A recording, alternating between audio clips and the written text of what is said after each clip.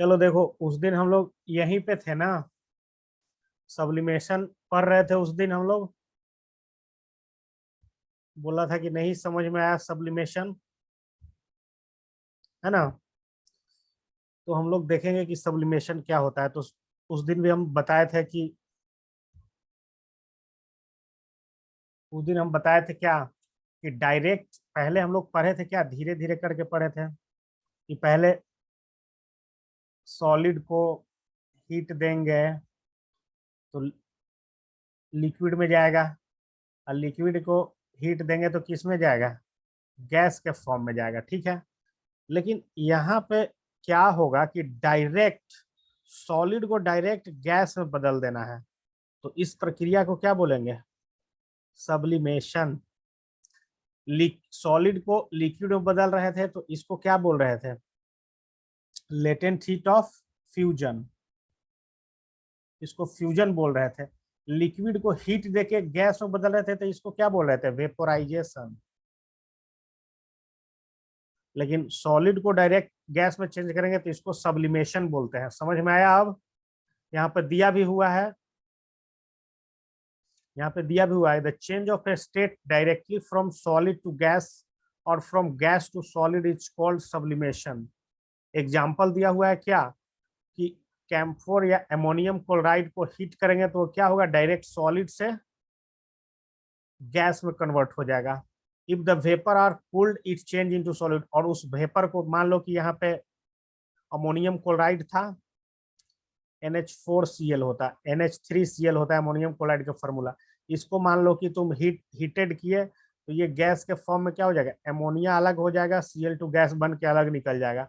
लेकिन इसको फिर से अगर कूल करोगे तो फिर से सॉलिड के फॉर्म में चला आएगा। तो ये दोनों प्रक्रिया क्या कहलाएगा, सब्लिमेशन कहलाएगा। तो इसका एग्जाम्पल भी इंपॉर्टेंट है। देखिए यहाँ पे एक सेटअप दर्शाया गया, ये बर्नर है, ये जो बर्तन है जिसमें उसको रख के गर्म कर रहा है तो उसको चाइना डिश बोल रहे हैं। बर्तन में ये ओवन टाइप का स्ट्रक्चर बना हुआ है, उस पर एल्युमिनियम क्लोराइड का परत चढ़ाया हुआ है। इसका नाम है इन्वर्टेड फ्यूनल, जो इस बर्तन का नाम है। इसमें अमोनियम क्लोराइड इसके अंदर हम भरे हुए हैं और इसको गर्म कर रहे हैं। तो ये क्या हो रहा है, और कॉटन से ढक दिए हैं तो ये बाहर जा रहा है, बाहर नहीं जाएगा तो इसको कूल करके फिर से उसको बनाया जा सकता है। तो ये सेटअप दिया हुआ है, इसको उतना इंपॉर्टेंट नहीं है, इसको फिगर बनाना मेन इंपॉर्टेंट है। सब्लिमेशन का डेफिनेशन और एग्जाम्पल याद रखना। समझ में आ गया तो यस लिखो और इसको नोट करो एक लाइन में। समझ में आ गया तो चैट में यस लिखो। इसको डेफिनेशन को लिखो।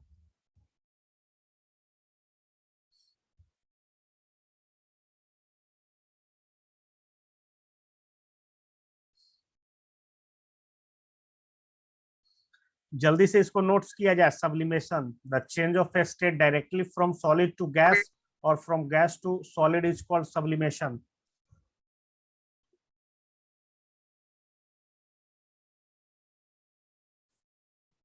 नेक्स्ट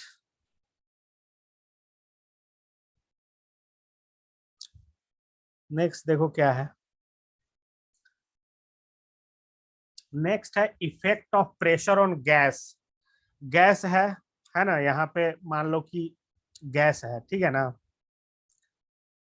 इसको हम लोग सिलेंडर बोलते हैं, या मान लो कि यहाँ पे छोटा पार्टिकल था, ये गैस इसमें भरा हुआ है, ठीक है।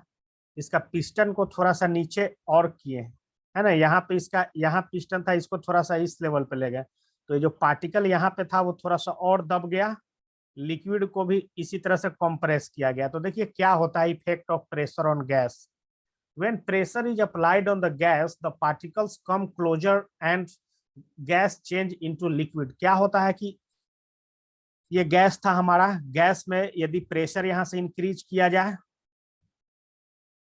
इंक्रीज करेंगे तो क्या होगा कि गैस लिक्विड के फॉर्म में कन्वर्ट हो जाएगा। एग्जांपल जानते हो तुम लोग क्या होता है, कार्बोनेटेड ड्रिंक का एग्जांपल जानते हो, जैसे पीने वाला कोका कोला होता है, उसमें सॉफ्ट कार्बोनेटेड ड्रिंक में हम लोग कार्बन डाइऑक्साइड, बहुत सारे गैसों को उसमें भरते हैं। यार देखिए यहाँ पे क्या बता रहा है, carbon dioxide is called dry ice. Carbon dioxide को यदि प्रेशर हाई प्रेशर पे रख दिया जाए कंप्रेस करके तो वो क्या हो जाएगा, ड्राई आइस का काम करता है।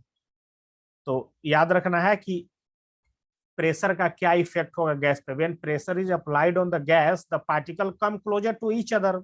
सिंपल सा चीज है, यहाँ दूर दूर पार्टिकल था, यहाँ क्लोजर आ गया, प्रेशर बढ़ा है तो। और वो किस में चेंज हो जाएगा, लिक्विड में, गैस लिक्विड में चेंज होगा। We can liquefy gases by applying pressure. हम लोग क्या, हमारा जो सिलेंडर ये घर में आता है ना जी, एलपीजी का, इसमें भी गैस भरा हुआ रहता है। गैस कौन सा गैस रहता है, उसको लिक्विड पेट्रोलियम गैस बोलते हैं, ठीक है। तो उसको भी वो गैस को क्या करता है कि हाई प्रेशर पे क्या किया हुआ रहता है, उसको गैस को लिक्विड के फॉर्म में कन्वर्ट करके इसमें भरा रहता है, गैस के फॉर्म में नहीं रहता है। याद रखना है ये एग्जांपल। समझ में आ गया ये चीज, तो इसको भी नोट्स कीजिए जल्दी 1 मिनट में। समझ में आया कि नहीं, इसको यस या नो जवाब देते चलो सब। आवाज अच्छे से जा रहा है कि नहीं, समझ में आ गया effect of pressure on gas. तो समझ में आ गया तो इसका एग्जाम्पल याद रखना है और इसका डेफिनेशन भी। इसको आ रहा है सामना, तो चलो ठीक है, इसको जल्दी से नोट्स करो। Effect of pressure on gas, इसको खत्म करके फिर मैथ पढ़ेंगे हम लोग। आज 2 क्लास होगा, आधा आधा घंटा का।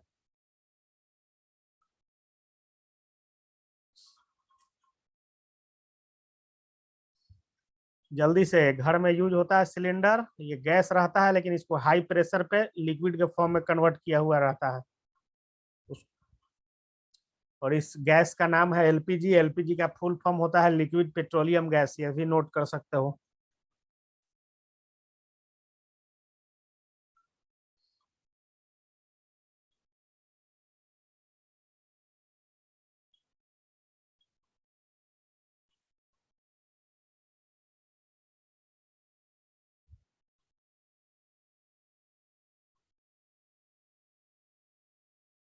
चलिए आगे बढ़ रहे हैं हम।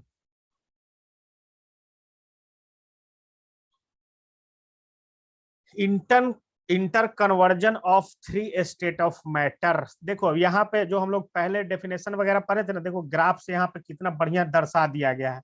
सॉलिड को अगर हीट से गर्म करके लिक्विड में कन्वर्ट करेंगे तो इसको फ्यूजन बोलेंगे। और लिक्विड को फिर ठंडा करके, देखो इधर जो होगा वो हॉट होगा और इधर जो प्रोसेस होगा उसको कूल बोलेंगे। लिक्विड को कूल करेंगे तो उसको सॉलिडिफिकेशन बोलेंगे, जब वो सॉलिड में बदल जाएगा। उसी तरह से लिक्विड को हॉट करेंगे तो वेपर में जाएगा और गैस को कूल करेंगे तो लिक्विड में जाएगा। समझ रहे हो ना। उसी तरह से गैस को हॉट करो चाहे कूल करो, दोनों सब्लिमेशन ही कहलाएगा। तो ये बहुत बढ़िया ग्राफ पिक्चर के फॉर्म में रिप्रेजेंट किया गया है। इसको, ये ग्राफ सबको समझ में आ रहा होगा, बहुत अच्छा है। डेफिनेशन जिसको नहीं याद रहेगा वो आराम से इस ग्राफ को देख के समझ जाएगा ना कि सॉलिड को यदि हीट देंगे तो वो लिक्विड में बदल जाएगा, लिक्विड को कूल करेंगे तो सॉलिड में बदल जाएगा। और सॉलिड को हॉट करने का प्रोसेस फ्यूजन कहलाता है और लिक्विड को कूल करने का प्रोसेस सॉलिडिफिकेशन कहलाएगा। उसी तरह से लिक्विड को गैस में बदलना है तो उसको हीट करना पड़ेगा और गैस को अगर लिक्विड में बदलना है तो कंडेंसेशन कहलाता है। उसी तरह से हॉट और या कूल करो, दोनों गैस से लिक्विड में चेंज हो या सॉलिड से गैस में चेंज हो, दोनों क्या कहलाएगा, सब्लिमेशन कहलाएगा। तो ये भी समझ में आ गया होगा सबको। आ रहा है तो इसका जल्दी से फिगर सबका नोट्स बुक में बना हुआ होना चाहिए, नोट करिए जल्दी इसको। Inter conversion of 3 state of matter, एक दूसरे में कन्वर्ज।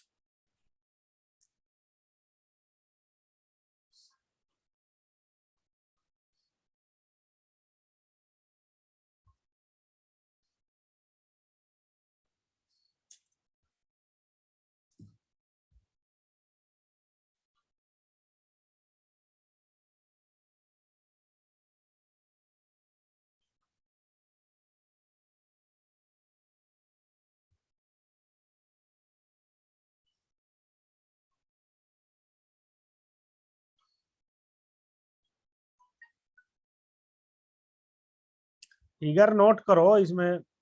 अभी ना तुमको लग रहा है सब एग्जाम में बनाना पड़ता है फिगर, इसमें पूछो नहीं, नोट करो जल्दी। हो गया नोट ना, तो जो नहीं नोट किया वो हटाएंगे, इतना देर टाइम नहीं लगेगा भाई। पूछो नहीं, सब जल्दी जो भी पढ़ा रहे हो सब नोट करते चलिए।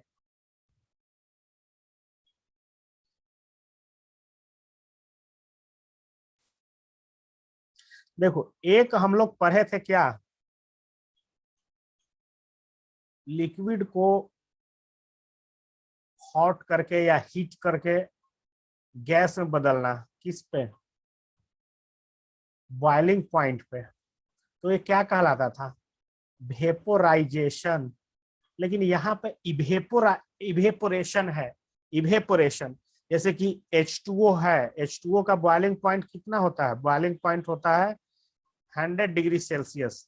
तो क्या बता रहा है कि the change of liquid into vapour at any temperature below it's boiling point, मतलब क्या 100 डिग्री सेल्सियस तक नहीं जाना है, 100 से नीचे में अगर वेपर ऊपर बन रहा है किसी का, तो वो चीज इवेपोरेशन कहलाएगा। दोनों में अंतर है, वेपोराइजेशन अलग चीज है, वेपोराइजेशन में 100 डिग्री सेल्सियस पे बात होगा, बॉइलिंग पॉइंट का बात होगा। लेकिन इवेपोरेशन में क्या होला कि any temperature below it's boiling point is called evaporation. समझ गए इसका डेफिनेशन, इवेपोरेशन क्या होता है। और evaporation is a surface phenomena, particles from the surface gain enough energy from overcome the forces of attraction and change to vapor state। मतलब क्या होता है, कोई चीज एक ग्लास में वाटर भरा हुआ है, ठीक है ना, तो अंदर वाला को तो मान लो कि सनलाइट यहाँ से आ रहा था, तो अंदर वाला को तो देर से पहुंचेगा भाई, ये सरफेस फेनोमेना है। तो सिर्फ इस सरफेस पे इवोपरेशन संभव है, पूरे पे नहीं संभव है। तो ये भी चीज याद रखना है कि इवोपरेशन क्या होता है। तो इवोपरेशन क्या होता है कि वेपोराइजेशन से अलग है। वेपोराइजेशन में क्या होता था कि 100 डिग्री टेम्परेचर पे बॉइलिंग पॉइंट में वाटर को गैस के फॉर्म में चेंज करते थे, तो वेपोराइजेशन कहलाता था। लेकिन बिलो इट्स बॉइलिंग पॉइंट, उसका टेम्परेचर में लिक्विड को वेपर के फॉर्म में बदल देने की प्रक्रिया इवोपरेशन, इवेपोरेशन। अब कुछ फैक्टर है जो इवेपोरेशन को इफेक्ट कर सकता है। पहला क्या है, the rate of evaporation depend on surface area temperature. जैसे कि देखिए एक पतली सी गिलास होगी तो उसका सरफेस पे थोड़ा सा वाटर होगा, तो वो कम वाटर उसका उड़ के जाएगा। लेकिन अगर गिलास का साइज अगर बड़ा है तो ज्यादा मात्रा में इवेपोरेशन होगा। सिंपल सा है, कोई नदी है तो उसमें ज्यादा मात्रा में वाटर का उसका इवेपोरेशन होगा, कोई गिलास में है तो उसका कम वाटर का इवेपोरेशन होगा। उसी तरह से अगर आज 40 डिग्री सेल्सियस है तो कम मात्रा में इवेपोरेशन होगा, 50 डिग्री हो जाएगा किसी दिन का टेम्परेचर तो ज्यादा मात्रा में इवेपोरेशन होगा। तो ये सब समझ में आ रहा होगा, ये सब टेक्निकल वर्ड का मीनिंग। देखिए ह्यूमिडिटी पे भी डिपेंड करता है। ह्यूमिडिटी मतलब क्या होता है कि हवा में नमी कितना है, विंड, हवा भी तेज चलेगी तो पानी को अपने साथ बहा ले जाती है, इवोपरेट कर देती है। Increase in the surface area increase the rate of evaporation, सब इंक्रीज करेगा ना तो वो सब इवोपरेशन इंक्रीज करेगा। चाहे तो ह्यूमिडिटी इन, देखिए एक चीज खाली डिक्रीज करेगा। ह्यूमिडिटी मतलब क्या होता है, हवा में नमी कितना है। तो सिंपल है, हवा में पहले से ही वाटर मौजूद है, H2O का पार्टिकल, तो वो तो इवोपरेशन के रेट को डिक्रीज कर देगा ना। वो तो ड्राई एयर विंड होगा तो वो इंक्रीज करेगा, बाकी एक जगह सिर्फ डिक्रीज करेगा। तो इवोपरेशन भी समझ में आ गया होगा, इवोपरेशन समझ में आ गया होगा ना, यस या नो बताओ जल्दी। आ गया समझ में तो इसको नोट्स कीजिए, आ गया तो इसको नोट्स किया जाए जल्दी। ये भी क्वेश्चन में आता है, फैक्टर अफेक्टिंग इवेपोरेशन, ये भी क्वेश्चन आता है। वेरी गुड, सबको समझ में आ रहा है, जल्दी जल्दी इसको नोट की करते चला जाए। फिगर भी बना सकते हो, नदी तालाब का कुछ भी दर्शा सकते हो, सनलाइट वगैरह, एग्जाम में अच्छा नंबर चाहिए तो। इवेपोरेशन सरफेस फेनोमेना है, ये हमेशा ऊपर के सरफेस पे ही होगा।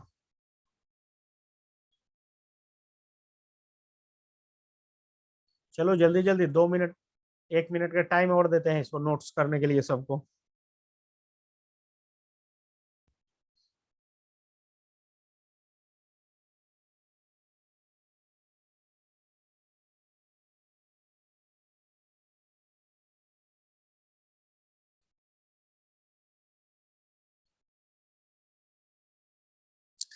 ये जब चैप्टर खत्म हो जाएगा तब एस चांद पब्लिकेशन का बुक आता है, फिजिक्स का अलग, केमिस्ट्री का अलग, बायो का अलग, तो उसी का टोटल न्यूमेरिकल करवाया जाएगा यहाँ पे। जब ये चैप्टर खत्म हो जाएगा तो उसका एक एक न्यूमेरिकल या क्वेश्चन बोल लो या न्यूमेरिकल बोल लो, कराया जाएगा। तो ज्यादा समझ में आएगा कि ये सब तो मतलब थ्योरेटिकल चीज है, ये कॉन्सेप्ट लेने के लिए। मेन तो क्वेश्चन बनाएगा सब, तब पता चलेगा कि एक्चुअल में क्वेश्चन किस तरह से पूछा जाता है इन सब चैप्टरों से। कर लिए नोट तो आगे बढ़ा जाए। अब देखो इवोपरेशन को दर्शा रहा है, तो ये सब फिगर तो हम लोग देख चुके हैं पीछे। ये सब वही दर्शा रहा है इवोपरेशन को भी। High energy evaporating, medium energy, lower energy. मतलब क्या है, जो सरफेस पे है उसको हीट जल्दी पहुंचेगा, तो उसका जो यहाँ पे वाटर पार्टिकल है उसको एनर्जी जल्दी मिलेगा, तो उसको हाई एनर्जी मिलेगा तो जल्दी इवेपोरेट हो जाएगा। बीच वाला को मीडियम मिलेगा, और जो सबसे नीचे बॉटम में है तो उसको तो कम मिलेगा। सिंपल सा चीज है, तो ये सब नहीं नोट करना, उतना इंपॉर्टेंट नहीं है। वो फिगर उसी में दिया हुआ था। चलिए, इवेपोरेशन काउज कूलिंग, मतलब जब भी इवेपोरेशन होगा, when a liquid evaporates the particles of liquid absorb heat from the surrounding and evaporate, so the surrounding is become cold। मतलब क्या होगा ना, देखिए यहाँ पे पंप था यहाँ पे, ठीक है ना। मान लो कि यहाँ पे वाटर था किसी चीज में, ठीक है। यहाँ से एयर आया, एयर आया, हॉट एयर या वार्म एयर बोलते हैं, आया और क्या किया, इसको थोड़ा सा इवोपरेट किया और यहाँ से गुजर गया। तो हम यहाँ अगर बैठे होंगे तो पहले जो एयर था वो हॉट एयर था, इसमें अब मॉइस्चर कंटेंट हो गया। ये कूलिंग प्रोसेस यहाँ पे होगा, क्योंकि वाटर ड्रॉपलेट उसमें इन्वॉल्व। उसी तरह से सनलाइट से भी अगर इवोपरेट हो गया, कोई चीज ऊपर जा रहा है तो वहां भी कूलिंग होगा। सिंपल सा चीज है। हम लोग के घर में जो होता है, जैसे कि देखिए यहाँ पे क्या चल रहा है, यहाँ पे पंप से पानी इसमें जा रहा है। मान लो कि यहाँ पे कूलर है हम लोग का, समझ गया ना, कूलर है। कूलर का ये स्ट्रक्चर समझ लो कि दर्शाया गया है। पानी है, यहाँ से पानी जा रहा है, इस फिल्टर में आ रहा है, यहाँ पे जाली टाइप का बना हुआ है, और यहाँ से फैन से हवा इसमें मार रहा है, और जो फिर हवा इसके बाद निकल रहा है तो ये कोल्ड एयर निकलेगा। सिंपल सा चीज है, यहाँ का वाटर को ये अपने आप साथ ले लेगा। ये समझ में आया? ये डायग्राम समझ में आया? एग्जाम्पल ना, इवोपरेशन जब भी होगा तो कूलिंग इफेक्ट होगा। Example, when people sprinkle water on the roof on ground because during the evaporation water absorb heat. हम लोग क्या करते हैं छत पे, गर्मी के दिन में क्या करते हैं, कोई कोई बोलता है कि जाके पानी से छत को धो दो ताकि शाम में उसमें बैठेंगे। तो क्यों हम लोग ऐसा करते हैं? ताकि जितना भी हीट होगा छत का, वो वाटर एब्जॉर्ब करके उड़ जाएगा आकाश में। तो यही सब एग्जाम्पल दिया हुआ है, तो ये लोग आप लोग नोट कर सकते हैं एग्जाम्पल, और इसका भी नोट्स बना सकते हैं। समझ में आया कि नहीं, यस या नो?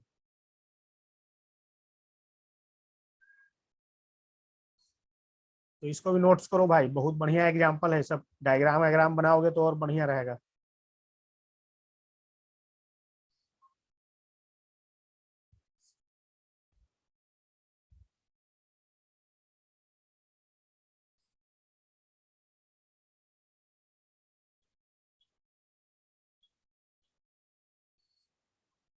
जो भी दोस्त तुम लोग का क्लास 9 फ्री में पढ़ना चाहता है, मैथ साइंस और सोशल साइंस, 3 सब्जेक्ट खास करके, बिल्कुल फ्री में एकदम जूम ऐप पे चलेगा एकदम पूरे साल।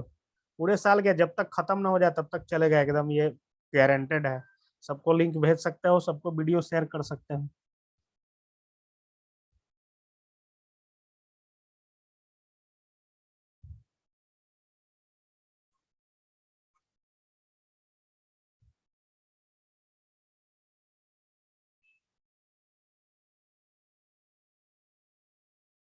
नेक्स्ट वही फिगर है नेक्स्ट, तो कोई इसमें है नहीं उतना कुछ खास चीज। फिर वही पंप वाला फिगर है, तो इसमें भी कुछ।